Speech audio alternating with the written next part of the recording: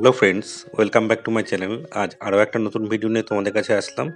আজকে যে রিপেয়ারিংটা তোমাদেরকে দেখাবো, এখানে আমার কাছে রয়েছে একটা ওয়েট মেশিন, যেটা ক্যাপাসিটি হচ্ছে 30 কেজি। এটার আগে প্রবলেমটা তোমরা দেখো। যে প্রবলেমটা হচ্ছে যে মেশিনটা চালানোর পরে খুব আস্তে আস্তে করে মেশিনটা লিফটিং হচ্ছে, অর্থাৎ এটা মাইনাস ফিগারে মেশিনটা আস্তে আস্তে কমতে থাকছে। এইটাই হচ্ছে এর মেন প্রবলেম। তাহলে এই প্রবলেমটা কিভাবে সলভ করা যায় সেটাই আজকে তোমাদেরকে দেখাবো।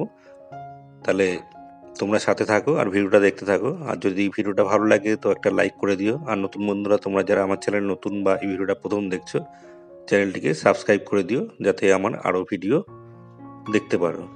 তাহলে চলো ভিডিও আমি শুরু করছি।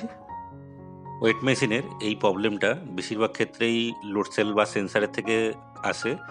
কিছু কিছু ক্ষেত্রে মাদারবোর্ড থেকেও হয়, তবে বেশিরভাগই লোড সেলের থেকেই এই প্রবলেমটা হয়ে থাকে। তোমরা দেখতেই পারছো যে খুবই আস্তে আস্তে এই মেশিনটাতে ওয়েটটা কমে যাচ্ছে।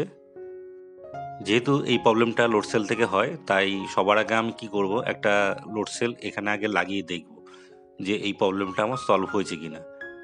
আর তারপরেও যদি আমার প্রবলেমটা সলভ না হয়, তখন আমাকে মাদারবোর্ডটা চেক করতে হবে। তাহলে দেখো কিভাবে আমি কাজটা করছি।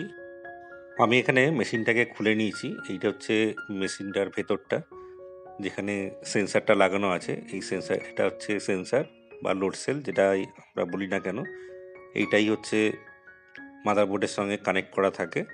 আর এই লোড সেল বা সেন্সারটা থেকেই এই প্রবলেমটা এসছে। তাহলে আমি কি করব, এই যে সেন্সারটা আছে এই সেন্সারটাকে আগে চেঞ্জ করে দেখব যে আমার প্রবলেমটা সলভ হলো কিনা।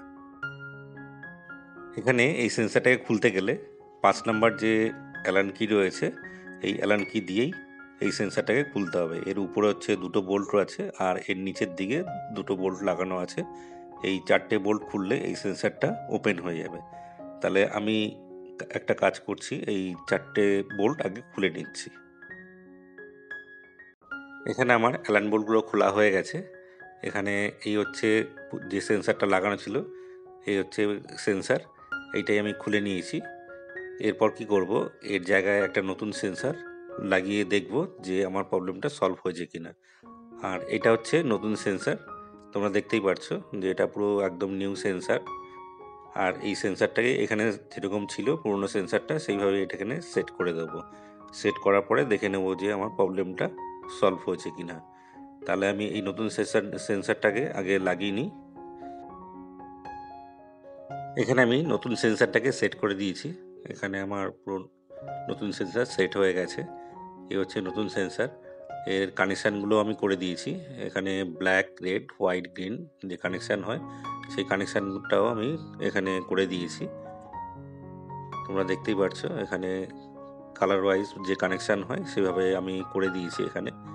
আর এটা হচ্ছে পুরনো সেন্সার, যেটা এখানে সেট করা ছিল, সেটাকে আমি খুলে নিয়েছি। এর জায়গায় নতুন সেন্সার লাগিয়ে দিয়েছি। এর পরের স্টেপে যে কাজটা আমাকে করতে হবে, মেশিনটা আগে চালিয়ে দেখে নিতে হবে যে মেশিনটা, যে প্রবলেমটা ছিল সেটা সলভ হয়েছে কিনা। তারপরে যে কাজটা করতে হবে সেটা হচ্ছে মেশিনটাকে ক্যালিব্রেশন করতে হবে। কারণ আমরা জানি যে নতুন যে সেন্সার যখনই লাগানো হোক না কেন মাদারবোর্ডের সঙ্গে, তখনই সেটাকে ক্যালিব্রেশন করতে হয়। তাহলে এইটাও আমি করে নিচ্ছি। তার আগে আমি মেশিনটাকে চালিয়ে দেখে নিচ্ছি যে আমার যে প্রবলেমটা ছিল সেই প্রবলেমটা সলভ হয়েছে কিনা। এখানে আমি মেশিনটাকে চালিয়ে দিয়েছি। এখানে মেশিনটা চালু হওয়ার পরে এখানে কিন্তু ওয়েট মোডে চলে এসছে, আর এখানে কিন্তু জিরোতেই রয়েছে। এখানে কোনো মাইনাস ফিগার দেখাচ্ছে না বা মেশিনটা ওয়েটটা কমে যাচ্ছে না। এখানে কিন্তু পুরো জিরোতে স্টেবল দাঁড়িয়ে রয়েছে। এরপর আমি একটা ওয়েট নেব, ওয়েট নিয়ে মেশিনটাকে ক্যালিব্রেশন করে দেবো ওয়েটটাকে পারফেক্ট করার জন্য। এরপর আমি একটা ওয়েট সেন্সারের উপর দিয়ে দেবো, দেওয়ার পরে এটাকে ক্যালিব্রেশন করব। এখানে আমি একটা 1 কেজি ওয়েট এরপরে দিয়েছি, এখানে 849 দেখাচ্ছে। এরপর আপ অ্যারো চেপে মোডটাকে প্রেস করব। এখানে আমি ক্যালিব্রেশন করার জন্য আপ অ্যারো চেপে মোডটাকে প্রেস করলাম, করার পরে এখানে এন্টার শো করবে। এন্টার শো করার পরে এবার টেয়ারটাকে একবার প্রেস করব। এখানে 5000 দেখাচ্ছে, মানে 5 কেজি দেখাচ্ছে। এবার আমি এখানে 1000 সেট করব। এখানে আপার দিয়ে 1 করে আমি সাইড অ্যারো দিয়ে 1000 করে নিলাম। নেওয়ার পরে এবার টেয়ারটাকে প্রেস করেছি। প্রেস করলে এখানে 1000 এখানে শো করছে, মানে 1 কেজি এখানে শো করছে। আমার ওয়েটটা পুরো রাইট হয়ে গেছে।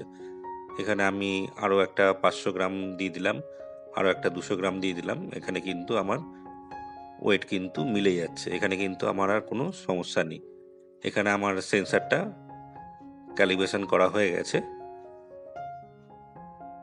তাহলে এখানে আমার মেশিনটা পুরো রাইট দেখাচ্ছে, আর মেশিনটা পুরো কমপ্লিট হয়ে গেছে। এখানে আর কোনো রকম মেশিনের সমস্যা নেই।